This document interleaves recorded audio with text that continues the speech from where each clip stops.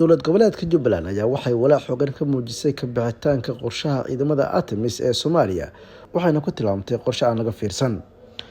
madaxweyne ku-xigeenka Jubbaland oo wareysi gaar ah siiyay idaacadda VOA waxa uu sheegay in tan ay fursad u tahay Al-Shabaab waxa uu sheegay in xilligan ay muhiim u tahay ka bixitaanka ciidamada ATMIS xubnaha shabaab ka tirsan. waxa uu sheegay in khatar amni ay wajahayaan dadka shacabka ee ku tiirsanaa amniga ciidamada ATMIS asigoo sheegay in xilligan Al-Shabaab ay u dhaqaaqayaan falal argoosi ah oo dadka ay kula kacayaan. waa arrin aan laga fakirin bay ahayd cidda qorshaysay dowladii waraa qorshaysay iyo qoladii AMSOMta iyo midowga Afrika iyo qolyahan kaalmeeyeen ayaan hoosta ka xariiqeen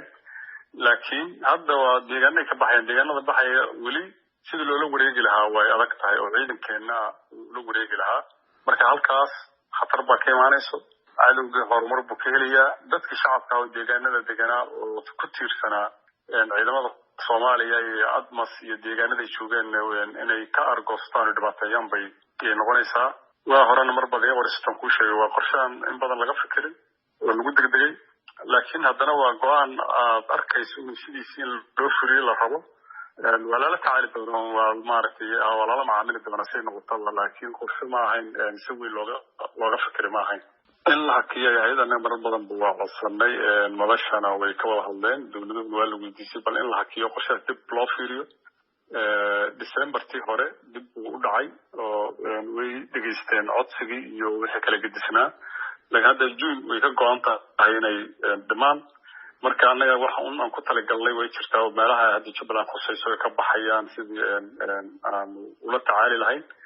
laakiin isku soo duuba Haruun marka cidii qorshaysay ma ahayn qorshe si weyn looga fikiro ma ahayn maaragtay sida hadda qoraalka ku qoran sida loo sheegay isay runtu tahay way kala gedisan yihiin marka waa Allah yasira laakiin waa laga gudbi doonaa. maxamuud sayid aadan madaxweyne ku-xigeenka maamulka Jubbaland wareysiga uu siiyay VOA waxa uu ku qeexay in dadka shacabka ee ku noolaa amniga ciidamada ATMIS in xilliga ay wajihi karaan khatar dhinaca amniga la xiriira sabab la xiriira in Al-Shabaab ay argoosanayaan waa sida uu sheegay. maxamed xuseen RTN muqdisho. ku dooro xirmada billaha unlimited-ka adeega dhamays xawaare sare iyo qiimo jaban ku shuba $15 oo kaliya oo hel unlimited data internet iyo ku hadal aan ka dhamaanayn muddo bil ah uga shuba ii dahab kood nambarka xidig 1 eber 1 4 gees.